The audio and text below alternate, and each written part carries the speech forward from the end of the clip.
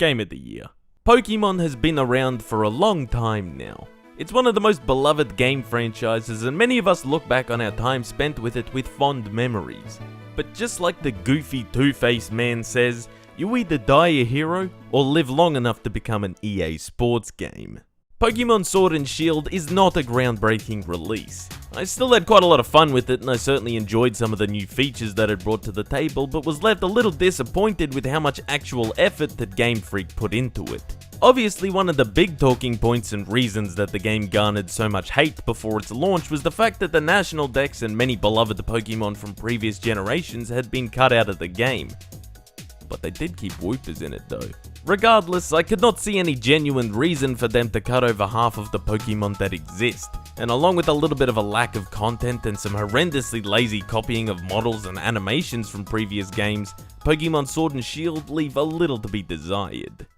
Gameplay wise, I think we got what we expected. The Pokemon games aren't exactly known for shaking up the formula too much with each release, and Sword and Shield don't do any major overhauls, though I think they do enough to justify being their own unique entry to the series. The big new battle feature in Sword and Shield was Dyna Maxing, especially considering Mega Evolutions and Z moves had been completely removed rather than even just restricting them till the end game, and it was alright, I guess. It acted similar to Mega Evolutions, as you could only activate it once per battle, although only for 3 turns, and I think it might be a somewhat interesting mechanic in competitive, though all of the gym leaders and such exclusively used it on their last Pokemon, so it was pretty easy to read.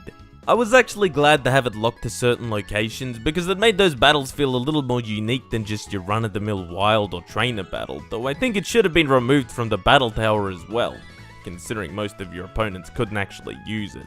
Overall, I thought that the new Pokemon that were added were pretty neat, and I certainly liked that Sobble eventually evolves into the Spy from Team Fortress 2. Gentlemen? The best new features that were added to the game were the introduction of the Wild area and the improvements to wild Pokemon in general. Wild Pokemon will actually pop out of the grass and appear in the overworld, which is really cool, and it means you won't have to just rummage around to find out what Pokemon live there, or in the hopes that you'll encounter the right one. The way that you could interact with them and how some of them would just kinda walk up to you and others would viciously chase you down was also pretty neat. Hey, what's happening?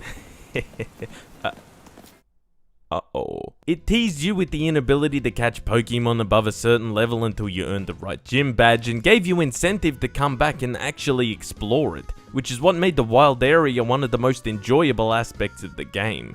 There were also Dynomax Raids, which sort of reminded me of Pokemon Go raids, and they provided a bit of a spectacle as well. A bit gimmicky, but you could catch some decent Pokemon from them, and they also earned you a host of extra goodies too. The endgame features the Battle Tower, which is rather similar to the Battle Tower from Pokemon Diamond and Pearl, which I was very partial to. The fighting was a lot more strategic than during the storyline, and you could use your winnings to buy new battle items or even mints that could change your Pokemon's nature, which was pretty snazzy. In terms of the actual gameplay, and I mean the nitty-gritty of the battling, there's not a lot of it, to be honest. The routes are very short, and even the wild areas aren't huge, and there aren't really a whole lot of trainer battles, which means that having a non-optional XP share was almost a necessity. At first, it really put me off. I mean, you might as well give players the option to choose, right? Well, without the shared XP, you'd be horrendously underleveled without doing a lot of extra tedious grinding, considering the lack of actual trainer battles. However, with it being mandatory, doing even a modest amount of grinding or simply spending more time actually enjoying yourself in the wild area will leave you horrendously overleveled for the gym battles and even the champion fight. It means that the mainline story is a little short on actual gameplay, and much of the extension of it comes from the masses of dialogue that it spits at you. I feel like it has a poor balance of actual battles to story ratio and makes up for it by simply making it much easier to level up. So yes, this game is easy, but it's also important to remember that the majority of the audience for this game aren't us man-children who still play these games well into their 20s, it's the far more casual market of actual children. Also, I know this is an RPG, but damn, there is a shitload of dialogue in this game, and apart from the time you spend out in the wild areas, it is constantly breaking up the gameplay and slowing things down. Unfortunately, it really seems to artificially lengthen the game, which is not ideal. The game also kept trying to remind me about all of its fancy new online features, and I bet those would have been cool too. if they weren't locked behind Nintendo's paid online, of course. In terms of a story, it's your typical starting off in a town that only consists of 2 buildings and going on a Pokemon adventure along with your annoying shit of a friend/rival as you battle through all the gyms and become champion while stopping the bad guys and maybe catching a legendary creature of myth along the way. You know, the usual. There also wasn't really a team or criminal organization as part of the story either, and I was disappointed at the lack of a HQ or labyrinth to go through towards the end of the story. The only team was Team Yell, and they were less a gang of criminals than they were a fan club. Remember when the teams in Pokemon used to do cool shit like tear apart the fabric of space and time or to try and completely wipe out all life and recreate the world? Well, now they're just CyberGoth football hooligans. I won't spoil anything, but the plotline didn't move or surprise me at any point. Although, in all honesty, the storyline isn't really what I'm looking forward to when I play a new Pokemon game. What I do look forward to is collecting my favorite Pokemon and building a team with them and then bringing over my teams from the older games to use once I've beaten the champion. Which is a shame because Game Freak decided to not let us do that. I think that the big issue with them cutting out over half of the Pokemon that exist is collecting all of the different Pokemon makes up such a big part of the game's identity. Not to point out the obvious or anything, but the series' catchphrase is "gotta catch 'em all." It's a massive disappointment for longtime fans of the series, and I think that it severely hurts the endgame. I would have really liked to use those perfect IV beasts I spent hundreds of hours grinding out on earlier games in the Battle Tower. Visually, these games are like a good steak. A little undercooked. Realistically, other than the fact that it's in a higher resolution, there has been no real improvement made since Sun and Moon.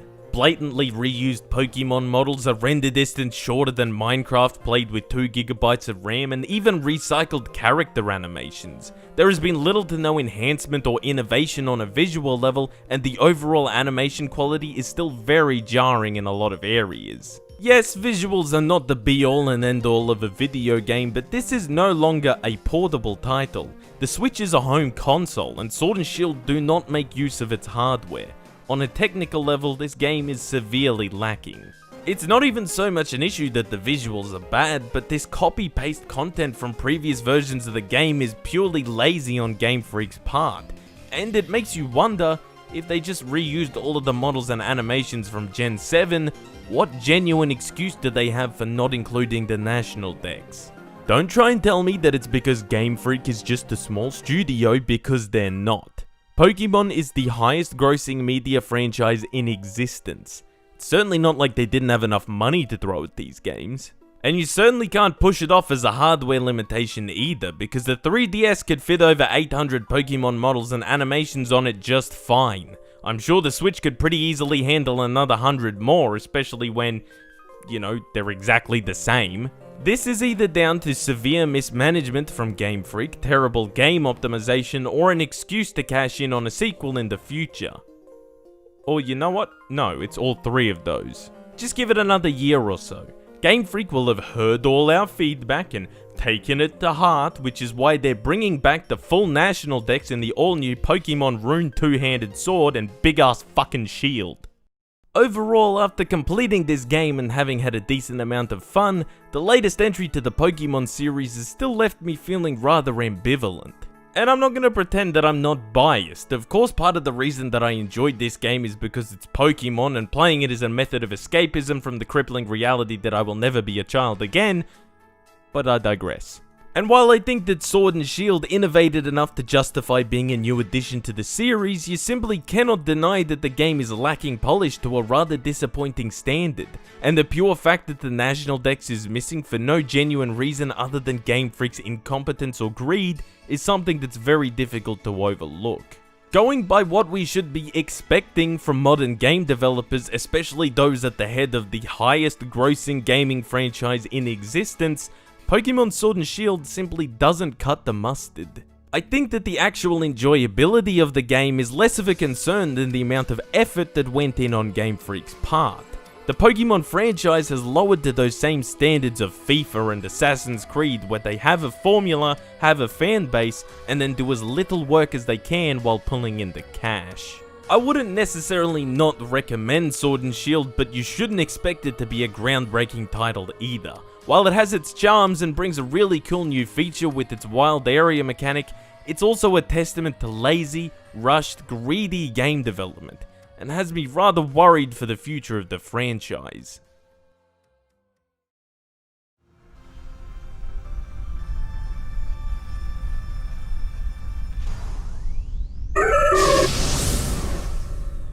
Okay, never mind, this is the greatest game ever.